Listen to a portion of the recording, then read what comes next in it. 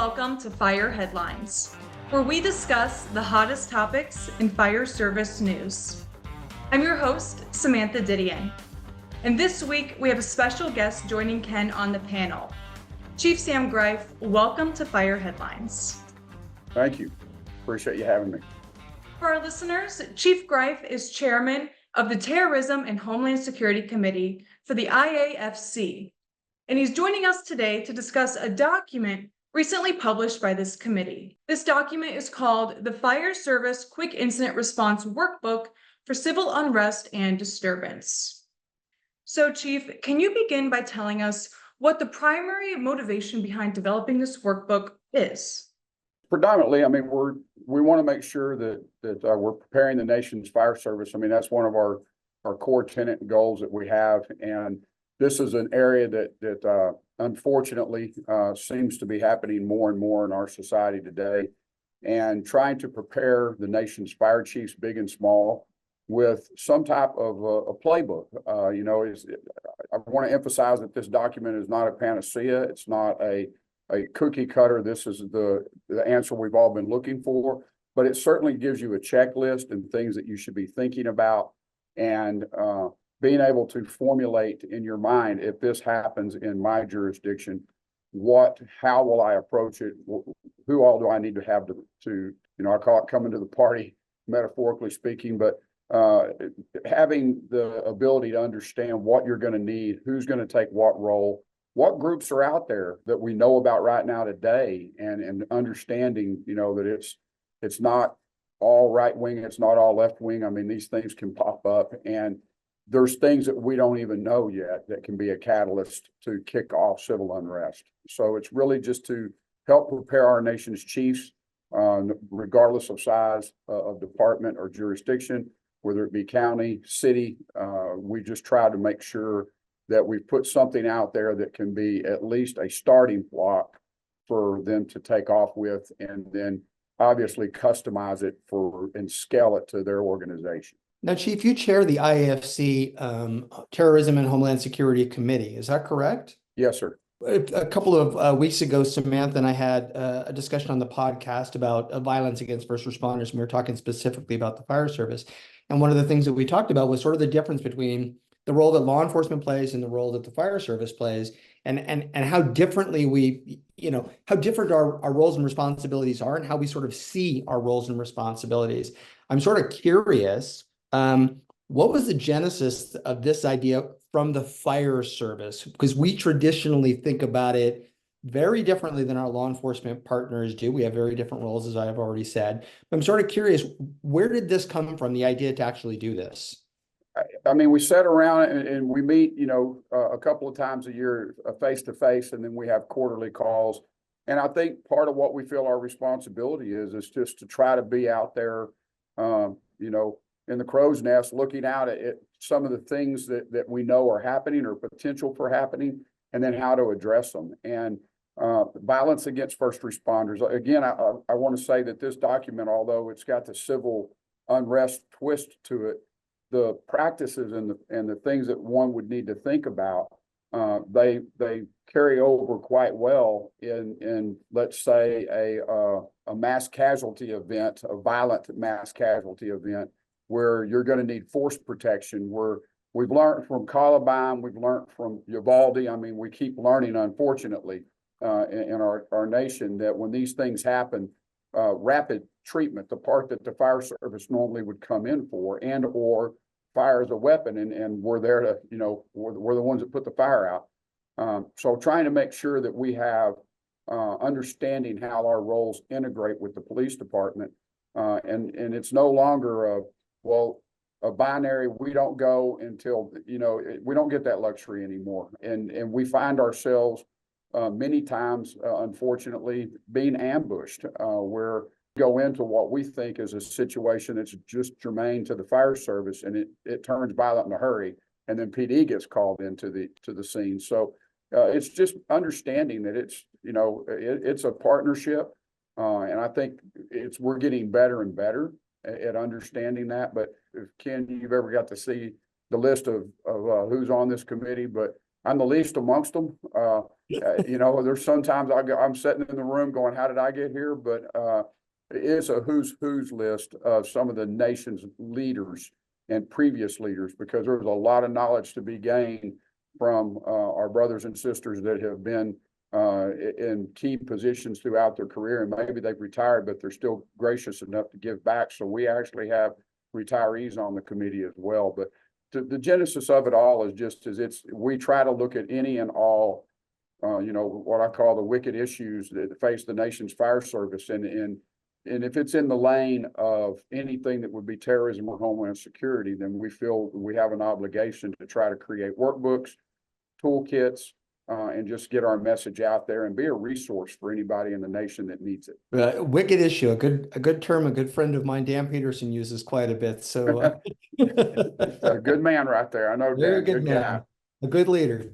But what I do want to emphasize is that our committee is not just large fire department members that are on the terrorism and homeland security. We are represented by middle America, by some smaller jurisdictions, because if you get groupthink, and if everybody's a metro fire chief and that's the only lens that we're looking through, I only know the metro size that has a lot of resources, and I'm in a very large, you know, the fourth largest metropolitan region in the nation, in the Dallas-Fort Worth. So we have a lot of resources here to handle things, but the whole committee is not made up of just metro chiefs. We have a lot of folks from different sizes. And I feel like the feedback has been positive from what we've gathered so far. We really want to emphasize that this is a takeoff. This is not a, you know, oh, I can just put my jurisdiction's name on this and now it's my SOP. It's more about how to build your SOP or how to build your processes, how to put your team together before you need that team. You bring up a really interesting point. I started out in a much larger organization, then moved to a smaller organization. So it was an interesting perspective going from a large, well-resourced organization to a much smaller organization. The approach that a smaller organization that might take to something like this is gonna be different, of course. But I think the thing that's interesting is this is not just a big city problem. This is not just a metro department problem. This is not just LA or San Francisco. This is an everywhere problem. Is that what you're saying, Chief?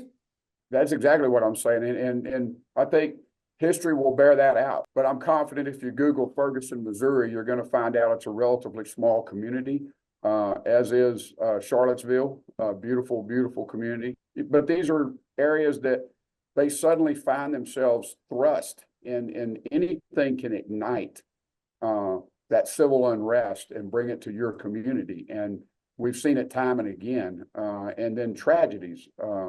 Again, that's what I'm saying. This document, while it's got more of thinking about civil unrest, some of the practices and the principles would be the bedrock that you would use if you have a violent event that happens, that you've got casualties and the fire and EMS need to get in there and take care of people, but it's still an LE issue at the same time, and how you integrate with one another. And again, we've seen those tragedies happen. You know, Uvalde, Texas is not a big town. You know, Allen, just up the street here from Plano, it borders just to our north.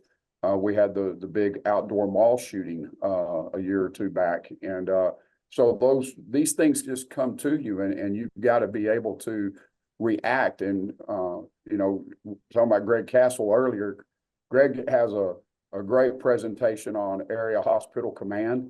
And part of that is he tells the story of the doctor that he met that was from Alaska, who said, well, we wouldn't have this problem. And he said, well, do you have a local tavern in your town? And he goes, well, of course. And he's like, well, how many people would be in it on a packed night? And he's like, 50. And he's like, how many beds is your hospital? And he's like, well, 3.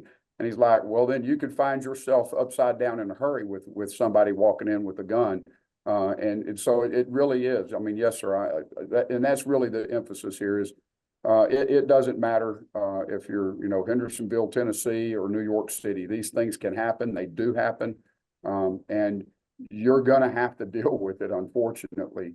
And if you're the fire chief and it's your jurisdiction, the expectation is that you've thought about this and that you've already had some preparation for it. What are some of the main takeaways from this document for our listeners? you know, if y'all read through the document, we've tried real hard for all of our documents. This is one of the things we came up with this year, is that we structure them all in the same format. And so, you know, the emphasis is on preparation, preparedness, response, so that, you know, you're looking at it in each of those buckets. And I think some of the takeaways would just be understanding that what type of groups are currently out there that we know about, reading the tea leaves of what's going on in our society right now. I mean, let's just be candid. We're a very polarized nation right now. So whether it's a red-blue issue, whether it's a Middle East issue, whether it is some type of racial discrimination, abortion, there are so many issues out there today that have strong feelings on both sides. And one of the things that the document talks about is how these things can spill over. In other words, it can start out being a peaceful protest, but the other side shows up because they find out that you're going to be there, and then they show up, and maybe their intentions are it's going to be peaceful too. But you know, you get two people and you get a group think going, and before you know it, I liken it to it's a very dry forest, and it hasn't had rain in a long time. The humidity's low, the winds are high, and it just takes a spark, and then it's on you before you realize it. So I think it's understanding who all you're going to need, who those partnerships need to be with, you know, making sure that you've thought through, like, if you know that you're going to come upside down real quick on resources, who else around you has some resources that you could, you know, start working through this, have planning sessions. You know, I always say that the time to meet your counterpart in law enforcement, or who your special agent in charge or the closest FBI agent to your jurisdiction at the smoking hole, is not the time to have those relationships. You need to have those built well in advance of when you're going to need them. And we actually, to that point, we've been blessed that we've had active participation. We have a sitting FBI on our committee that comes and meets with us and helps us think through. So back to, I'm being long-winded, but earlier you asked about the genesis. And part of the genesis is we understand that if it's just an echo chamber of fire and EMS people in the room, we're not going to get everything we need to hear. So we bring LE into the table. We bring Department of Homeland Security folks into it, so that we can get this 360 perspective of the things we need to be thinking about. For me, this is such an important point. These are regional issues. Regardless of the size of the organization, it's a regional issue. You're going to have law, fire, emergency management. You're going to have NGOs. You're going to have any number of agencies that are going to be pulled together should you have an incident. My question, though, because you and I both shared a similar experience in that we were blessed by having great relationships with some of our regional partners and our law enforcement partners. What is your advice where that doesn't currently exist today? How do I get this conversation started? If I'm a local fire chief and really want to get this started, what is your advice? I guess my advice is a couple of things. At the local level, someone's got to be the one that makes the first move, you know, and I've never been one to get hung up on an ego of, well, they've got to knock on my door first. Whenever I have been in a leadership position, I've made it a point to find my counterpart and try to set up just that initial meet and greet meeting. And then, like being my police chief here in Plano, we used to meet monthly for lunch and just to go over any issues that might be happening. And most of the time, it's just friendly and you're getting to know one another, and you may be talking about last week's football game, but what you've done is you're building that relationship. When I got into the position, especially as when I moved into the deputy city manager role over public safety, one of my first phone calls was to the former SAC of the Dallas FBI, which was DeSarno. And, you know, when I called and asked his admin, could we possibly meet for breakfast or lunch? I was amazed at how expedient he came back with. Absolutely. And I said, well, I'll come to Dallas. And he was like, absolutely not. I'm coming to Plano to meet you. Very gracious man. He retired. When his replacement came in, I gave him about 3 weeks to get his feet on the ground good, and then I called. And we've built a great relationship. And he's the one that's actually been on our committee, and he's now been promoted to assistant director of the FBI and has to move back to DC. But I know well that Chad will make sure that we have a good active representative to replace him on our committee. But so my advice, Kenneth, is be the first one to reach out. Don't wait for them to come to you. And I think what you find more often than not is everybody's busy and someone's got to make that first move. And what I have found is that I've never had anybody give me the cold shoulder when I've reached out and said, I would just like to meet you and build a relationship. They're appreciative of it. They're grateful. They actually want to learn from the fire service, and it's become a two-way street. They've asked us to come in and do training on the law enforcement side on specifically stop the bleed and like how to help themselves and their partners until EMS can arrive. So I think it's just a matter of, just that integration of relationship. But my advice is don't wait for it to happen. Pick up the phone or send an email and just introduce yourself and say, hey, can we, I always find everyone's got to eat lunch, so if you can do it over a lunch date, I think that's a perfect way in which to, in the fire service, let's face it, most of the great work happens at the kitchen table. So if you can go meet for a meal and get to know one another, and then like anything, you have to cultivate rather that relationship. So don't make it a one-time meeting. A couple of times a year at least. And at the local level, like I said, I recommend if you don't have a monthly relationship with your police chief, you need to get one. You need to make sure that the more you build that relationship, the better the trust comes. And once trust comes, let's face it, in the heat of battle, when things are breaking bad, you're not going to be at your best. None of us are. And if there's already some tension or maybe some hard feelings, or you just haven't built that relationship, but if it's, hey, Ken, I need, and you're like, well, I'm going to need, and you just come together so much better if those relationships have been put into place. And so I know I sound like a broken record, but I think that is really paramount. And then understanding roles, and I've got the document from me. If you'll forgive me, I just need to turn to one section because there's a page I wanted to highlight because one of your questions earlier, Samantha, was one of the takeaways. And on page 5 is like a chart, and it's all the things you're going to need to think about or roles that are going to have to be filled. And then on the other side, it's who's the most logical to fill that. Is it the emergency management office? Is it the law enforcement? Or is it within the actual fire service? Is it the logistics chief, or is it the ops chief, or is it the IC? And it just corresponds. But I think it goes back to that, just giving you a really good perspective of the things that you need to think about, plan out. Hopefully, if you don't have a standard operating procedure on how to handle civil unrest and force protection, and responding in a collaborative way with PD and having a true unified command, all of those things, this is hopefully the starting point. This is that spark that makes you go, okay, we've got to work on this, and actually sit down and internally start with your organization, and then start reaching out to your stakeholders and emergency management. If it doesn't already come under the department to start with, reach out to the police department. And again, I'm just going to emphasize, if it's a big event, it's going to surpass what you have available to you. You're going to have to reach out to either your mutual aid partners or your federal authorities that you're going to need to start getting to come into this. And that's FEMA, along with ATF or FBI. I keep coming back to FBI just because it's the easiest. I've got them on speed dial, so to speak. And so I don't need to know the ATF agent. I don't need to know all these other federal agencies with Secret Service. I know my FBI agent. He knows me. I know him. We talk to one another.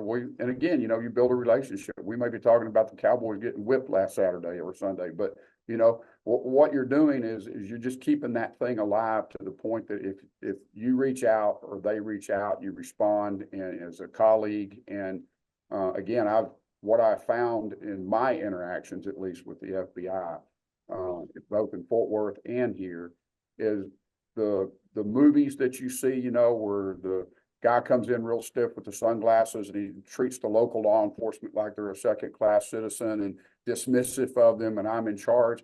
I've not seen any of that. It's been just the opposite. Every interaction I've had with the FBI has been very positive.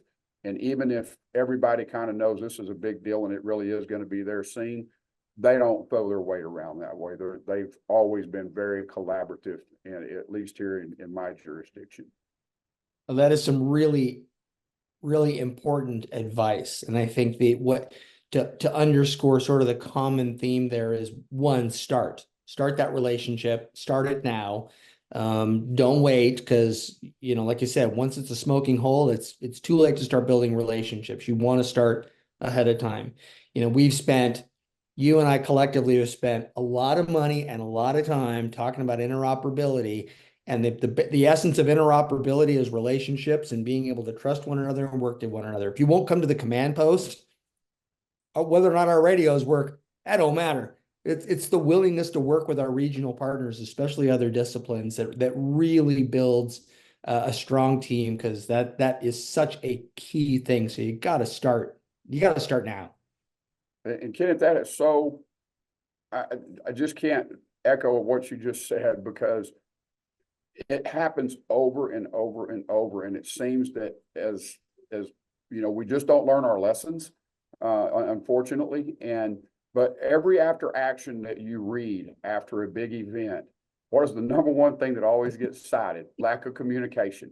And I mean, the recent event a month or two back with the attempt on President Trump's life, when you start reading and hearing about it, one of the first things you find out is that there was not the same people in the same close space to one another to be able to pass information back and forth quickly. And so as much as we talk about it, putting it into practice evidently is just harder than it seems. And I was raised in a very warm home with very communicative parents and family. And I don't have a problem introducing myself, meeting people, talking to people.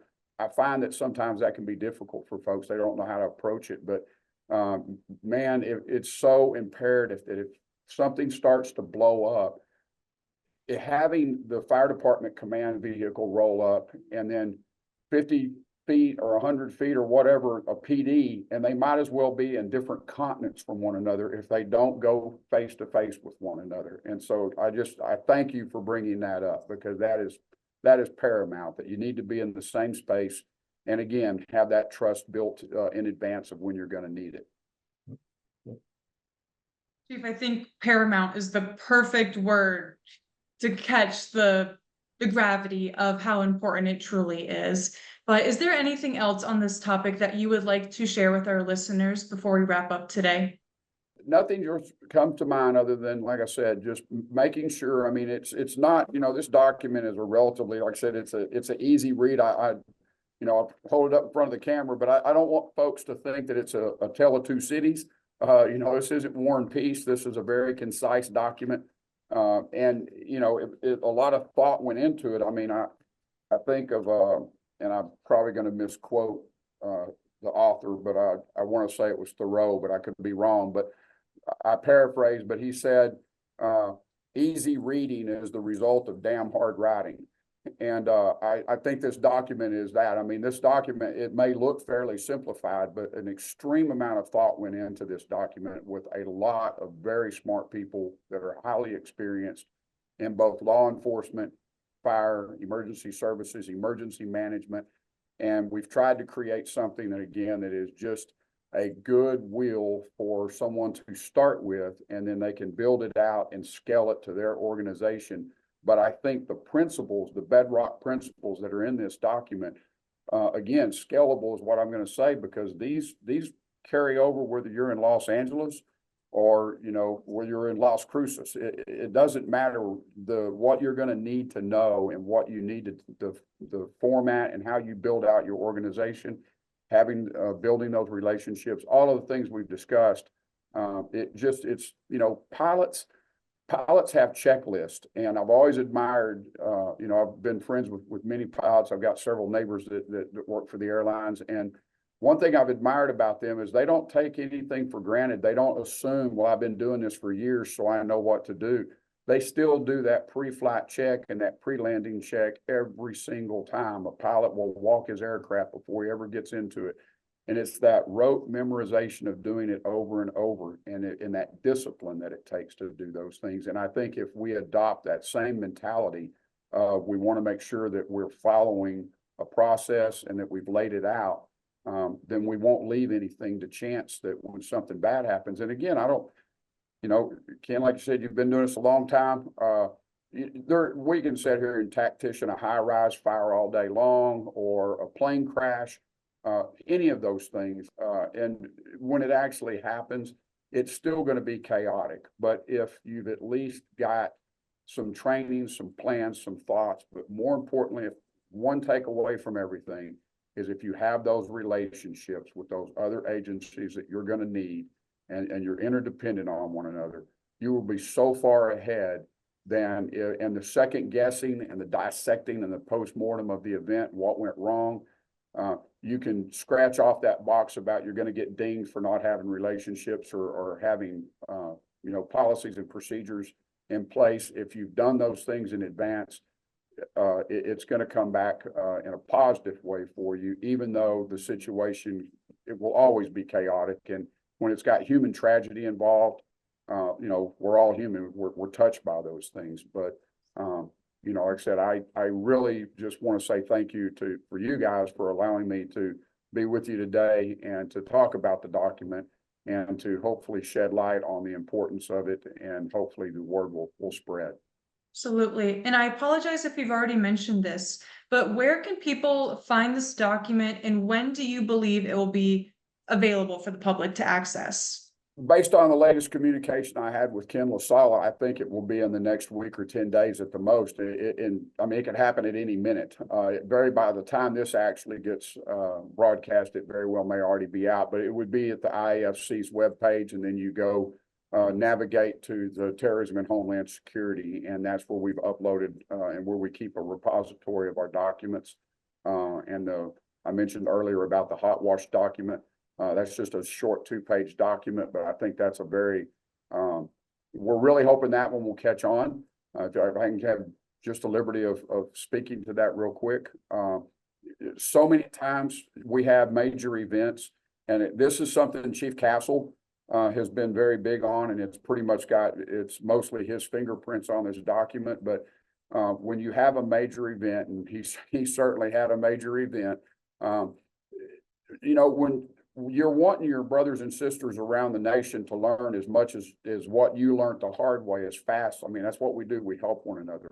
And if you wait for the official document to come out, number one, it's not unusual to see those take 6 months or a year to come out.